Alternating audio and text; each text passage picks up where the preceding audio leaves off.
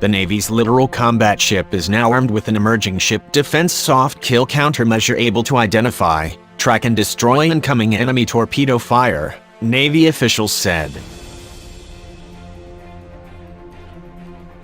The service plans to outfit its entire LCS fleet with the H264 Lightweight Tow Torpedo Defense Mission Module, TDMM, as a way to fortify the ship's ability to succeed in both shallow water and open or blue water warfare, Navy officials told Warrior Maven. The new TDMM recently completed 2 days of at-sea testing in order to prepare for operational service on LCS ships. This test was highly successful, and this critical torpedo defense for the LCS is ready for integration, Captain Theodore Zobel, LCS Mission Modules Program Manager, said in a written statement. A technology uses an underwater acoustic projector, attached to a cable dropped from the ship's stern to identify acoustic homing and wire-guided enemy torpedoes, service officials described. The digitally controlled system, traveling underwater beneath the ship, sends out an acoustic ping.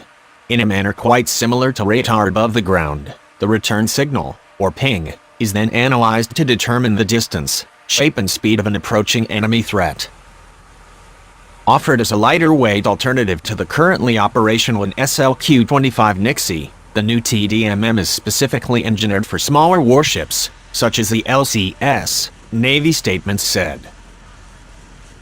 The addition of this combat technology to the LCS is consistent with the Navy's evolving strategy for the ship, which seeks to broaden its mission scope to incorporate a wider range of surface combat possibilities. While the ship was conceived and developed as a multi-mission countermine anti-submarine service warfare platform for littoral operations, the Navy is trying to move quickly to further arm the ship for major maritime combat. Given that the LCS's shallow draft enables it to approach island and coastal areas inaccessible to larger, deeper draft ships, adding offensive and defensive weaponry to the LCS gives commanders more options.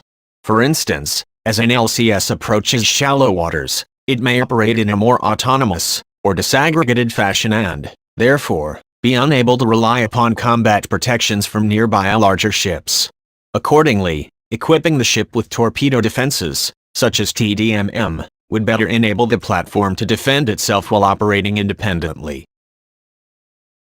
This brings the added advantage of reducing risk for other surface combatants, in part because the LCS is designed for high-risk countermine missions in littoral areas, so that larger ships can remain at safer distances without being exposed to mines. The new torpedo defense also changes the equation with respect to the LCS's deep-water attack options. The Navy is now moving quickly to arm the ship with an over-the-horizon offensive missile. This weapon is intended to give the shallow draft ship an increased ability to launch blue water attacks against enemy ships or other targets at longer ranges. Just as it does in shallower water, the TDMM brings a substantial combat enhancement to open water operations, as well. In fact, an LCS is among a group of ships more likely to be more vulnerable to enemy submarines or ship-fired torpedoes. The new TDMM is designed to integrate with the LCS's current anti-submarine mission package. This includes the H264 helicopter and several kinds of submarine hunting sonars, such as a multifunction towed array. The H-60 helicopter is equipped with sonobuoys and lightweight torpedoes. Detecting torpedoes will naturally reduce risk for other ship assets, such as its vertical takeoff fire scout drones and small boats, such as its 11-meter rigid inflatable boats, or RIBs.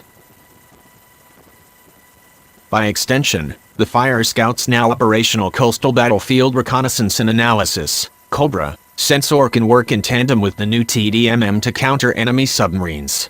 It does not seem beyond the realm of technical possibility for a Fire Scout drone to identify a submarine and connect with the LCS's TDMM. Additionally, the torpedo defenses supplement the LCS's surface-to-service mission module, which includes arming the LCS with Hellfire missiles by 2020.